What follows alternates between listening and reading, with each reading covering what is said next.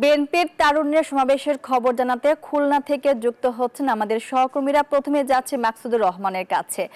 মাকসুদ, সমাবেশ তো শুরু হয়েছে, নেতাকর্মীরা কি বলছেন? খুলনায় নগরীতে কি পরিস্থিতি দেখছেন জানাবেন।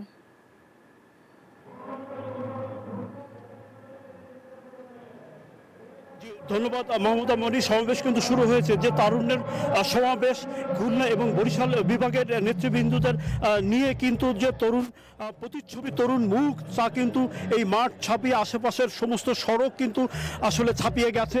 আসলে নতুন যে ধারার একটা রাজনীতি এখানে প্ল্যাটফর্ম তৈরি হচ্ছে, তরুণদের রাজনৈতিক অধিকার প্রতিষ্ঠা, ভোটাধিকার এবং জাতীয়তাবাদী রাজনীতির সাথে তরুণদের সম্পৃক্ত করার যে একটা ধারাবাহিক কর্মসূচি, সেই কর্মসূচিতে কিন্তু সারা পড়েছে। আপনি যদি টিভির ক্যামেরায় দেখায় যে আসলে কি পরিমাণ লোকজন কিন্তু এখানে আসলে জড়ো হয়েছে। এখানে কিন্তু একটা জিনিস জানিয়ে রাখতে চাই যে বিএনপির রাজনীতির সাথে যারা সম্পৃক্ত নন, সেই নানা শ্রেণী পেশার মানুষও কিন্তু এখানে এসেছেন। তরুণ প্রতিনিধি আসছেন, এখানে ডাক্তার আসছেন, এখানে ইঞ্জিনিয়ার আসছেন, বিভিন্ন মতাদর্শের মানুষজন কিন্তু আসছেন। তারা কিন্তু বোঝার চেষ্টা করছেন যে আসলে এই জাতীয়তাবাদী রাজনীতির সাথে কি আছে।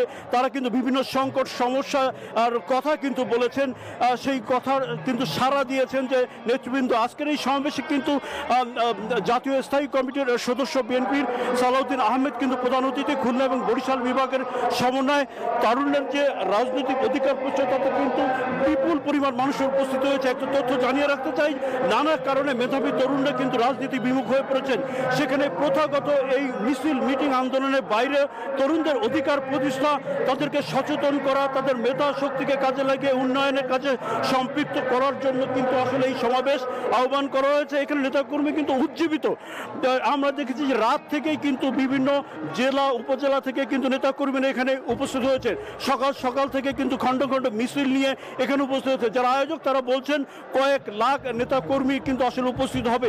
ইতিমধ্যে কিন্তু সমাবেশ এখনো শুরু হয় নাই, সমাবেশের অতিথিরা এখন পর্যন্ত স্টেজে আসে নাই, কিন্তু ইতিমধ্যে কিন্তু মাঠ এবং চারপাশ কিন্তু ছাড়িয়ে চলে গেছে। আমরা এই মুহূর্তে যেখানে অবস্থান করছি সমাবেশের একদম বাইরে। আমরা এখন চলে যাচ্ছি আমাদের সমাবেশের কেন্দ্রস্থলে অবস্থান করছেন আমাদের সহকর্মী সাইফুল সাহেব। আমরা সেই সাইফুলের কাছে চলে যাচ্ছি। সাইফুল, বান্ডেল থাকলে প্রতি সেনমানিতে টাকা বাঁচবে। বিকাশ সেনমানি বান্ডেল কিনে জিতুন প্রতি লেনদেনে।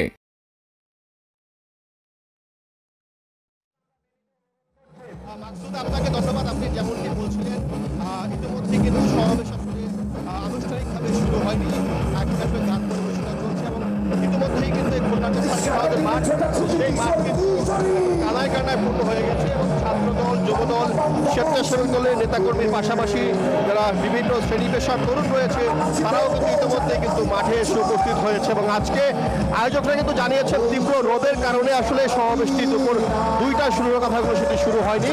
পরবর্তীতে বিকেল 3টা থেকে কিন্তু সমাবেশটি শুরু হয় এবং তারপরে কিন্তু আসলে সাংস্কৃতিক অনুষ্ঠান চলছে এবং কিছুক্ষণের মধ্যেই বিএনপির স্থায়ী কমিটির সদস্য সালাউদ্দিন আহমেদ এই মঞ্চে আসবেন এবং ইতিমধ্যেই কিন্তু এই মঞ্চে এসেছেন জাতীয়তাবাদী যুবদল, স্বেচ্ছাসেবক দল এবং ছাত্র দলের কেন্দ্রীয় নেতারা এবং উপস্থিত আছেন বিএনপির ছাত্র বিষয়ক সম্পাদক রকিবুল ইসলাম বকুল এবং তারা প্রত্যেকে কিন্তু আজকে বলছেন যে এই সমাবেশের মাধ্যমে আগামী দিনে বিএনপির যে তারুণ্য রয়েছে সেই তারুণ্যকে তারা বিএনপির দিকে আকৃষ্ট করতে চায় এবং গণতন্ত্রমুখী করতে চায়। পাশাপাশি তরুণদের মুখ থেকে বাংলাদেশের সংকট এবং সম্ভাবনার কথা শুনতে চায় এবং সেই সংকট সম্ভাবনার কথাগুলো মাথায় নিয়ে কিন্তু আগামী দিনে তারা কর্মপন্থা নির্ধারণ করতে চায় এবং এই আয়োজকরা বলছেন আজকের এই সমাবেশের মাধ্যমে বিএনপি আসলে তরুণদেরকে আগামী দিনে যে নির্বাচন রয়েছে সেই নির্বাচনে তাদের ভোটাধিকার প্রতিষ্ঠিত করতে চায়, তাদের যে নাগরিক অধিকার সেই নাগরিক অধিকারগুলো প্রতিষ্ঠা করতে চায় এবং তারা বলছেন বিগত 3টি নির্বাচনে আসলে তরুণরা তাদের ভোটাধিকার প্রয়োগ করতে পারেনি।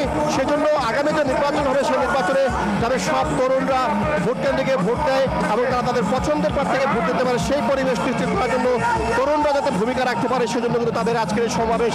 এবং এই সমাবেশে খুলনা এবং বরিশাল থেকে কিন্তু আজকে বিপুল সংখ্যক নেতাকর্মী উপস্থিত হয়েছে এবং খুলনা এবং বরিশালের 100টি উপজেলা থেকে কিন্তু আজকে বিপুল সংখ্যক নেতাকর্মী সকাল থেকে তারা কিন্তু এখানে এসে উপস্থিত হয়েছেন। সব মিলিয়ে যদি বলা চলে যে আজকে এই সমাবেশকে ঘিরে আসলে যে উৎসব পরিবেশ হয়েছে কিছুক্ষণের মধ্যে আসলে যারা বক্তা তারা বক্তব্য রাখবেন। এই ছিল আমার কাছে খুলনা সার্কিট হাউস থেকে সর্বশেষ পরিস্থিতি। সাইফুল, আপনাকে ধন্যবাদ।